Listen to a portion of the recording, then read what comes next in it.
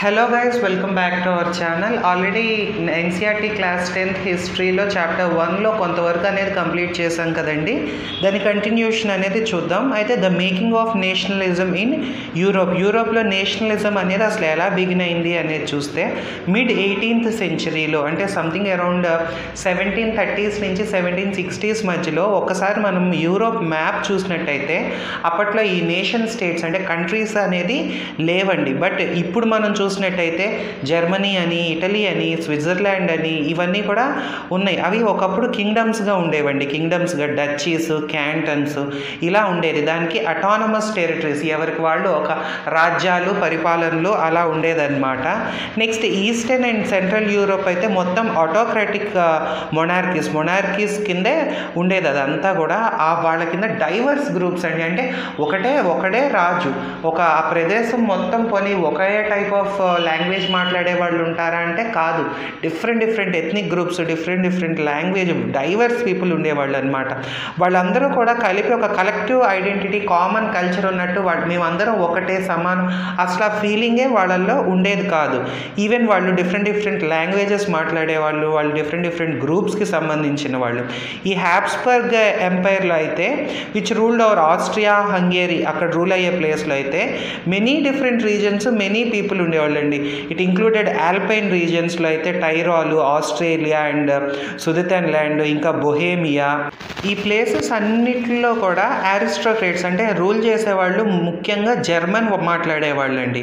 దాంట్లో Italian speaking provinces కూడా ఉన్నాయి. లొంబార్డీ, వెనీషియా, నెక్స్ట్ హంగారీలో అయితే హాఫ్ ఆఫ్ ద పాపులేషను మాగియరు, ఇంకా హాఫ్ ఏమో వెరైటీ ఆఫ్ డైలెక్ట్స్ మాట్లాడేవాళ్ళు. ఈవెన్ ఈ గెలీషియాలో అయితే అరిస్టోక్రసీ వాళ్ళు పాలిష్ మాట్లాడేవాళ్ళు. ఇవి ఇలా 3 డామినెంట్ గ్రూప్స్ ఉన్న చోట చాలా మంది అంటే there also lived with in the boundaries of the empire. వాళ్ళు అదే ఎంపైర్లో 3 డామినెంట్ లాంగ్వేజ్ గ్రూప్స్ ఉండేవి. నెక్స్ట్ చిన్న పీసెంట్ పీపుల్స్, డిఫరెంట్ చిన్న languages, I mean to say ఎక్కువ మంది మాట్లాడని వేరే ఇతర భాషలు మాట్లాడే చిన్న గ్రూప్స్ ఆఫ్ పీపుల్ కూడా ఉన్నారని చెప్పొచ్చు. నెక్స్ట్ ఈ ఎగ్జాంపుల్ కింద మనం చూసినట్టయితే Bohemians, Slovaks in north, next Slovenes in Carniola, Croats in south, Romans in east in Transylvania, ఇవన్నీ కూడా అంటే ఈ డిఫరెన్సెస్ అనేది వాట్ ఎవర్ ఈ పొలిటికల్గా యూనిటీ అనేది తీసుకొచ్చేది కాదు. వాళ్ళు ఒక్కటే బైండింగ్ ఏంటి అంటే వాళ్ళందరి మధ్య వాళ్ళందరూ కూడా ఒక కామన్ ఎంపరర్ కింద ఉన్నారు. అంటే వాళ్ళందరినీ రూల్ చేసేది ఒకటే కామన్ ఎంపరర్ అని అనమాట. అయితే ఈ నేషనలిజము, ఈ ఐడియా ఆఫ్ నేషన్ స్టేట్ అనేది ఎలా ఎమర్జ్ అయిందో చూద్దాము. ఇప్పుడు aristocracy and the new middle class మనం చూద్దాము. ఈ మామూలుగా ఎక్కడైనా కూడా అరిస్టోక్రసీ విషయానికి వస్తే ఈ డామినెంట్ క్లాస్ అంటే ఎక్కువ జనాభా ఉండి ఎక్కువ డామినెంట్గా ఉండేవాళ్ళే సోషల్గా కానీ పొలిటికల్గా కానీ వాళ్ళే ఎక్కువగా ఉంటారనమాట. అయితే ఈ క్లాస్ వాళ్ళు అంటే ఈ వాట్ ఎవర్ ఈ రిచ్ పీపుల్ ఎలా కలుస్తున్నారు అంటే డిఫరెంట్ రీజియన్స్లో ఉన్నప్పటికీ కూడా వాళ్ళందరికీ కూడా కంట్రీ సైడ్స్లో అండ్ టౌన్ హౌసెస్లో వాళ్ళకి ఎస్టేట్స్ అనేవి ఉంటుంది. నెక్స్ట్ వాళ్ళందరూ కూడా కామన్గా ఫ్రెంచ్ మాట్లాడతారు అనమాట. హై సొసైటీల్లో డిప్లొమాటిక్గా ఫ్రెంచ్ మాట్లాడతారు. ఇంకొకటి ఏంటి అంటే మ్యారేజెస్ చేసుకోవడం, అట్లాగా వాళ్ళ ఫ్యామిలీస్ కూడా కనెక్టెడ్ అనమాట. ఈ పవర్ఫుల్ అరిస్టోక్రసీ అనేది ఒక స్మాల్ గ్రూపే అయినా కూడా మెజారిటీ ఆఫ్ ద పాపులేషన్ పీజెంట్రీ, ఫార్మర్సే ఉండేవాళ్ళు. వీళ్ళు స్మాల్ గ్రూపే ఉన్నప్పటికీ కూడా డ్యూ టు దేర్ రిచ్నెస్ వాళ్ళ దగ్గర ఉన్న ధనాన్ని బట్టి వాళ్ళకి ఆ డామినేషన్ అనేది వచ్చింది. అయితే వెస్ట్లో చాలా వరకు ల్యాండ్ అనేది formed by tenants and small owners. West సైడ్లో చిన్న ల్యాండ్, చిన్న ఫార్మర్స్, చిన్న ల్యాండ్ ఓనర్స్ చేతిలోనే ఉంది చాలా ల్యాండ్. అయితే ఈస్టర్న్ సెంట్రల్ యూరోప్లో మాత్రం ల్యాండ్ హోల్డింగ్ అంతా కూడా పెద్ద ఎస్టేట్స్ రూపంలో ఉండేది, which was cultivated by surfs. Next western part, central యూరోప్లో వెస్టర్న్ పార్ట్ వైపు చూసినట్టయితే ఈ ఇండస్ట్రియల్ ప్రొడక్షన్ అనేది బాగా ఎక్కువగా ఉందండి. దానివల్ల ట్రేడ్ అనేది, వ్యాపారం అనేది టౌన్స్లో అంతా కూడా గ్రో అయ్యింది. దానివల్ల ఏంటంటే కొన్ని కమర్షియల్ క్లాసెస్ అనేది బిగిన్ అయ్యాయి అన్నమాట. ఈ ఇండస్ట్రియలైజేషన్ అనేది ఇంగ్లాండ్లో second half of the 18th సెంచరీలోనే బిగిన్ అయింది. బట్ ఫ్రాన్స్ అండ్ జర్మన్లో కొన్ని స్టేట్స్లో అయితే 19th సెంచరీ సెంచరీలోనే అది బిగిన్ అయిందని చెప్పొచ్చు. కాబట్టి దానివల్ల ఏంటంటే కొత్త కొత్త సోషల్ గ్రూప్స్ అనేది ఫామ్ అయ్యాయి. వర్కింగ్ క్లాస్ వాళ్ళు, మిడిల్ క్లాస్లో ఇండస్ట్రియలిస్ట్స్, బిజినెస్ మెన్, ప్రొఫెషనల్స్, ఇలా డిఫరెంట్ క్లాస్ ఆఫ్ పాపులేషన్ కూడా స్టార్ట్ అయిందనమాట. ఇంకా సెంట్రల్ ఈస్టర్న్ యూరోప్లో అయితే ఈ groups smaller in number. 19th century వరకు కూడా వాళ్ళు స్మాలర్ ఉన్నారు. అయితే వాళ్ళలో చాలా వరకు educated, next liberated middle class ideas అనేది చాలా వరకు ఉన్నాయి. వాళ్ళ ఎడ్యుకేషన్, నెక్స్ట్ వాళ్ళకి లిబర్టీ కావాలి, ఫ్రీడమ్ కావాలి అన్న వాళ్ళ మైండ్ సెట్ ఏదైతే ఉందో అవన్నీ కూడా నేషనల్ యూనిటీ, వాళ్ళందరూ కూడా యూనిటీ అయ్యి ఈ అరిస్టోక్రటిక్ ప్రివిలేజెస్ అనేది పోవాలి, అంటే ధనికుల చేతిలో పవర్ అనేది పోవాలి అని చెప్పి వాళ్ళ మధ్య ఒక యూనిటీ అనేది అలా ఏర్పడింది అని మనం చెప్పొచ్చు. ఇప్పుడు లిబరల్ నేషనలిజం అంటే ఏంటో ఒకసారి మనం చూద్దాం. ఈ నేషనల్ యూనిటీ అన్న ఐడియాస్ అన్నీ కూడా ఎర్లీ 19th సెంచరీలో బిగిన్ అయ్యాయి. అండ్ యూరోప్లో ఎక్కువగా కూడా ఈ ఐడియాలజీ ఆఫ్ లిబరలిజం అనేది ఎక్కువగా ఉంది. అసలు లిబరలిజం అంటే లిబర్ అనేది ఒక లాటిన్ వర్డ్ అండి, అంటే ఫ్రీ, అంటే ఫ్రీడమ్ కోసం అని చెప్పి. అయితే ఈ ఇండస్ట్రియలైజేషన్ వీటన్నిటి వల్ల కొత్త న్యూ మిడిల్ క్లాస్ గ్రూప్ ఏదైతే ఫామ్ అయిందో వాళ్ళు ఈ లిబరలిజం కావాలి, ఒక ఇండివిజువల్గా ఒక ఫ్రీడమ్ అనేది ఉండాలి, నెక్స్ట్ లా ముందు ఈక్వాలిటీ కావాలి అని చెప్పి వాళ్ళు రైజ్ చేశారనమాట. ఇంకొకటి పొలిటికల్గా కూడా గవర్నమెంట్ కావాలి అన్న ఒక వాళ్ళ కన్సెంట్ అనేది కనబడింది. అయితే ఫ్రెంచ్ రెవల్యూషన్లో లిబరలిజం అనేది stood for autocracy and clerical privileges. అంటే వాట్ ఎవర్ ఈ ఫ్రెంచ్ రెవల్యూషన్లో కూడా లిబరలిజం అనేది ఎండ్ అయిపోయిందండి. ఆ ఫ్రెంచ్ రెవల్యూషన్ ద్వారా రిచ్ వాళ్ళ చేతుల్లోనే పవర్ అనేది, ఈ క్లెరికల్ ప్రివిలేజెస్ ఇవన్నీ కూడా ఫ్రెంచ్ రెవల్యూషన్ ద్వారా అంతమయ్యాయి. అండ్ ఒక కాన్స్టిట్యూషన్, ఒక రిప్రజెంటేటివ్ గవర్నమెంట్, ఒక పార్లమెంటు ఇవనేవి బిగిన్ అయ్యాయి. అయితే 19th సెంచరీలో లిబరల్స్ కూడా అదే విధంగా ఇండివిజువాలిటీ, నెక్స్ట్ ఇవన్నీ కావాలి అని, నెక్స్ట్ ఇన్వైలబిలిటీ ఆఫ్ ప్రైవేట్ ప్రాపర్టీ, వీటి కోసం స్ట్రెస్ చేశారు. అయితే ఈ ఈక్వాలిటీ బిఫోర్ లా అనేది నెసెసరీలీ యూనివర్సల్ సఫరేజ్ అని అయితే కాదు. యూనివర్సల్ సఫరేజ్ అంటే రైట్ టు ఓటు, ప్రతి వ్యక్తికి ఈక్వల్గా ఓటు ఉండాలి అండ్ ప్రతి ఓటు ఈక్వల్ వాల్యూ అనేది. అయితే ఈక్వాలిటీ అనేది వచ్చింది అని కానీ బట్ ఈ యూనివర్సల్ సఫరేజ్ అనేది రాలేదు. ఈవెన్ ఈ రెవల్యూషన్, ఫ్రెంచ్ రెవల్యూషన్ అప్పుడు కూడా ఏంటి అంటే ఈ లిబరల్ డెమోక్రసీలో ఈ రైట్ టు ఓట్ అండ్ ఎలక్షన్స్లో ఓట్ చేసే హక్కు కూడా ఎవరైతే ప్రాపర్టీ ఓనింగ్ మెన్ ఉంటారు కదా, ఎవరైతే ఆస్తి కలిగిన మగవాళ్ళు ఉంటారో వాళ్ళకే ఓట్ చేసే హక్కు అనేది ఇచ్చారు.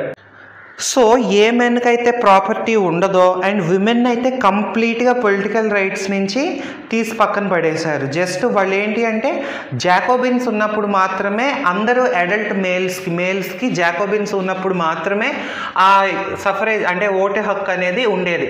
అయితే తర్వాత ఈ నెపోలియనిక్ కోడ్ అనేది ఎప్పుడైతే వచ్చిందో అప్పుడు ఈ సఫరేజ్ అనేది లిమిట్ చేసింది. నెక్స్ట్ విమెన్ని ఒక మైనర్ కింద కన్సిడర్ చేశారు. బికాస్ ఆ పెళ్ళి కాక ముందు వరకు కూడా ఫాదర్ ఆధీనంలో ఉంటారు అండ్ తర్వాత హస్బెండ్ ఆధీనంలో ఉంటారు కాబట్టి వాళ్ళని పక్కన పెట్టేశారు. Throughout 19th next early 20th సెంచరీస్లో విమెన్ అండ్ ఎవరైతే ప్రాపర్టీ లేని మెన్ ఉంటారో వీళ్ళందరూ కూడా ఆపోజిట్లో డిమాండ్స్ అనేది చేశారు. పొలిటికల్ రైట్స్ ఈక్వల్గా మాకు కావాలి అని చెప్పి చాలా వరకు వాళ్ళు మూమెంట్స్ అనేది చేయడం జరిగింది. అయితే ఈ ఎకనామిక్ స్పియర్లో లిబరలిజం అనేది ఫ్రీడమ్ ఆఫ్ మార్కెట్స్, అంటే అది పొలిటికల్గా ఇప్పుడు దాకా మనం చూసాము. ఇప్పుడు ఆర్థికంగా మనం చూసినట్టయితే మార్కెట్స్లో ఫ్రీడమ్ అనేది ఉండాలి అండ్ స్టేట్ ఇంపోర్ట్ ట్యాక్స్లు ఉంటాయి కదా, ఒక్కొక్క ఇప్పుడు ఈ స్టేట్ నుంచి ఆ స్టేట్కి పంపించాలి గూడ్స్ అంటే వాటిపైన ఇంపోర్ట్ ట్యాక్స్ల గురించి ఒక ఫ్రీడమ్ అనేది ఉండాలి అని. నెక్స్ట్ 19th సెంచరీలో ఏంటంటే ఇది ఒక స్ట్రాంగ్ డిమాండ్ అనమాట. బికాస్ అప్పుడే మిడిల్ క్లాస్ అనేది ఎమర్జ్ అవుతూ ఉంది. ఫర్ ఎగ్జాంపుల్ మనం తీసుకున్నట్టయితే జర్మన్ స్పీకింగ్ రీజియన్స్లోనే first half of the 19th సెంచరీలో ఈ నెపోలియన్స్ అడ్మినిస్ట్రేటివ్ మెజర్స్ ఏవైతే ఉన్నాయో దీనివల్ల almost 39 states confederation of 39 states form అయ్యాయి అన్నమాట. ఆ ప్రతి స్టేట్కి కూడా వాళ్ళ ఓన్ కరెన్సీ, వాళ్ళ ఓన్ వెయిట్స్ ఇలా ఉండేదన్నమాట. అయితే ఒకవేళ ఒక మర్చెంట్ 1833లో హ్యాంబర్గ్ నుంచి నెరంబర్గ్కి ట్రావెల్ చేస్తూ ఉన్నాడు తన గూడ్స్ అనేది అమ్ముకోవడానికి. అయితే హ్యాంబర్గ్కి నెరంబర్గ్కి మధ్యలో 11 కస్టమ్ బ్యారియర్స్ ఉన్నాయి, అంటే ఆల్మోస్ట్ 11 కంట్రీస్ ఉన్నాయి అన్నమాట. ప్రతి చోట కూడా ఆల్మోస్ట్ 5% ట్యాక్స్ పే చేసుకుంటూ రావాలి. దీనివల్ల ఏంటి అంటే అక్కడ, ఎందుకంటే ప్రతి చోట వెయిట్ డిఫరెన్సు, కరెన్సీ డిఫరెన్సు, ఆ గూడ్స్ని మెజర్ చేసే విధానం అనేది డిఫరెన్స్ కాబట్టి అన్నిసార్లు ట్యాక్స్ అనేది వేస్తూ ఉండేవాళ్ళు అనమాట. సో ఈవెన్ ఇప్పుడు క్లోత్ విషయానికి వస్తే ఒక ఎల్ అంటే మెజర్మెంట్ ఆఫ్ క్లోత్ అండి. ఒక ఎల్ డిఫరెంట్ రీజియన్స్లో డిఫరెంట్ లెంత్ అనమాట. ఈ ఫ్రాంక్ఫర్ట్లో అయితే ఒక ఎల్కి 54.7 సెంటీమీటర్స్ ఉంటే మెయిన్స్లో 55.1, నరంబర్గ్లో 65.6, ఫ్రైబర్గ్లో 53.5, అంటే ఒక యూనిఫార్మిటీ అనేది లేదు అని మనం చెప్పొచ్చు. సో ఈ కండిషన్స్ అన్నిటినీ కూడా ఒక ఆబ్స్టాకిల్స్గా, ఒక కష్టాలుగా, ఒక అడ్డంకులుగా ఆర్థికంగా ఎక్స్చేంజ్ చేసుకోవాలి. ఈ న్యూ కమర్షియల్ క్లాస్ గ్రో అయ్యే టైంలో ఇది ఒక పెద్ద ఆబ్స్టాకిల్ అని చెప్పి ఆ న్యూ మిడిల్ క్లాస్ వీళ్ళందరూ కూడా అపోజ్ చేయడం అనేది జరిగిందనమాట. ఈ movement of goods, people, capital, దీనికి ఒక యూనిఫార్మిటీ అనేది తీసుకురండి అని చెప్పి. అయితే 1834లో ఒక కస్టమ్స్ యూనియన్ లేదా దాన్ని జాల్వెరెన్ అని కూడా అనొచ్చు, అది ఫామ్ అయ్యి అది ప్రష్యాలో ఫామ్ అయిందండి. దానికి మిగతా జర్మన్ స్టేట్స్ కూడా అందరూ ఏకమయ్యారు. ఏకమయ్యి ఏంటి అంటే ఈ టారిఫ్ బ్యారియర్స్ అంటే ఈ ట్యాక్స్లు ఇవంతా కూడా అబాలిష్ చేసేయడం. నెక్స్ట్ ఆల్మోస్ట్ 30 డిఫరెంట్ కరెన్సీస్ ఉన్నదాన్ని 2 డిఫరెంట్ కరెన్సీస్గా కుదించారనమాట. దీనివల్ల ఏంటి అంటే ట్రేడ్ ఇవంతా కూడా ఈజీ అవుతాయి. నెక్స్ట్ ఈ creation of network of railways అనేది క్రియేట్ చేశారు. రైల్వేస్ అనేది క్రియేట్ చేయడం వల్ల మొబిలిటీ, ఒక ప్లేస్ నుంచి ఇంకో ప్లేస్కి మూవ్ అయ్యేదానికి అవకాశము. నెక్స్ట్ ఎకనామిక్ ఇంట్రెస్ట్స్ కూడా వాళ్ళకి, అంటే ఇప్పుడు ఇంకో చోట మార్కెట్ బాగుంది అంటే వెళ్ళాలి అనుకుంటే ఇదివరకు వెళ్ళలేరు, బికాస్ మధ్యలో ట్యాక్స్లే బోల్డ్ అంత పడి దాని కాస్ట్ బాగా రైజ్ అయిపోద్ది. బట్ ఇప్పుడు ఏంటి అంటే వాళ్ళ ఎకనామిక్ ఇంట్రెస్ట్కి తగ్గట్టు వాళ్ళు ఉండొచ్చు. అండ్ దీనివల్ల ఏంటంటే వాళ్ళందరికీ మధ్య యూనిఫికేషన్, ఒక యూనిటీ అనేది ఫామ్ అయింది. సో ఇలాగా ఎకనామిక్గా నేషనలిజం, అంటే ఆర్థికంగా ఈ నేషనలిజం అనేది స్ట్రెంగ్తన్ అయ్యింది. అది అలాగా నేషనలిస్ట్ మూమెంట్కి దారితీసింది అని మనం చెప్పొచ్చు. ఇప్పుడు ఏ న్యూ కన్జర్వేటిజం ఆఫ్టర్ 1815 చూద్దామండి. అయితే ఈ నెపోలియన్ని 1815లో కొన్ని యూరోపియన్ గవర్నమెంట్స్ అన్నీ కూడా కలిసి డిఫీట్ చేయడం జరిగింది. సో వాళ్ళ మెయిన్ ఒపీనియన్ ఏంటంటే స్పిరిట్ ఆఫ్ కన్జర్వేటిజం, అంటే వాళ్ళ పొలిటికల్ ఫిలాసఫీ ఎట్లా ఉండేదంటే మన పాత ట్రెడిషన్స్ని, మన కస్టమ్స్ని, మన డ్యూటీస్ని, మన ట్యాక్స్ విధానాలని మనం వాటిని కాపాడుకోవాలి, మనం కోల్పోకూడదు అని చెప్పి ఆ ట్రెడిషనల్ ఇన్స్టిట్యూషన్స్ ఏవైతే ఉంటాయో ఈ మొనార్కీ విధానాన్ని, చర్చులు, సోషల్ హైరార్కీస్ అంటే సొసైటీలో వీళ్ళ తర్వాత వీళ్ళు ఆ హైరార్కీస్, నెక్స్ట్ ప్రాపర్టీ, ఈ ఫ్యామిలీ, ఇవన్నీ కూడా ప్రిజర్వ్ చేయాలి అని కన్జర్వేటివ్స్ అనుకునేవాళ్ళు. ఇంకా చాలామంది కన్జర్వేటివ్స్ అయితే ఈ సొసైటీని ప్రీ రెవల్యూషనరీ డేస్లోకి రిటర్న్ చేయాలి అని అనుకోలేదు. ఇంకొకటి ఏంటంటే వాళ్ళ ఒపీనియన్లో ఈ చేంజెస్ ఏదైతే నెపోలియన్ ఇనిషియేట్ చేశాడో ఆ మోడర్నైజేషన్ అనేది in fact strengthen the traditional institutions like మొనార్కీని ఇట్ హ్యావ్ స్ట్రెంగ్థెండ్ అని చెప్పడం జరిగింది. నెక్స్ట్ ఇంకొకటి ఏంటంటే it could make state power more effective and strong. ఈ మోడర్న్ ఆర్మీ, నెక్స్ట్ ఈ బ్యూరోక్రసీ, ఇవన్నీ కూడా డైనమిక్ ఎకానమీ, ఇవన్నీ కూడా ఈ ఆటోక్రటిక్ మొనార్కీస్ని స్ట్రెంగ్థెన్ చేశాయి అని చెప్పి మెన్షన్ చేయడం జరిగింది. అయితే 1815లో ఈ యూరోపియన్ పవర్స్ ఏవైతే ఈ నెపోలియన్ ఓడించాయో వీళ్ళందరూ ఈ బ్రిటను, రష్యా, ప్రష్యా, ఆస్ట్రియా వీళ్ళందరూ కూడా కలిసి వినాలో ఒక సెటిల్మెంట్ కోసం అందరూ కూడా కలిశారనమాట. దీన్ని హోస్ట్ చేసింది ఆస్ట్రియన్ ఛాన్సలర్ అయిన డ్యూక్ మెటర్నిక్ అనమాట. వాళ్ళందరూ కూడా ఒక ట్రీటీని 1815లో సైన్ చేసుకున్నారు. ఏంటి అంటే వాట్ ఎవర్ చేంజెస్ ఈ యూరోప్లో ఏమైతే ఈ నెపోలియనిక్ వార్స్ టైంలో ఏ చేంజెస్ అయితే జరిగాయో, ఇప్పుడు ఫర్ ఎగ్జాంపుల్ ఈ బార్బన్ డైనస్టీ అనేది ఫ్రెంచ్ రెవల్యూషన్ టైంలో డిపోజ్ అయిపోయింది, వాళ్ళ పవర్ని రీస్టోర్ చేయడం. నెక్స్ట్ ఫ్రాన్స్ ఏ అయితే టెరిటరీస్ లూజ్ అయ్యాయో అవన్నీ మళ్ళీ గెట్ బ్యాక్ చేయడం. ఇంకా స్టేట్స్ బౌండరీస్ ఆఫ్ స్టేట్స్ అనేది ఈ ఫ్రెంచ్ ఎక్స్పాన్షన్ జరగకుండా బౌండరీస్ అనేది మెన్షన్ చేయడం. ఇలాగ నెక్స్ట్ కింగ్డమ్ ఆఫ్ నెదర్లాండ్స్లోకి బెల్జియం కదపడము.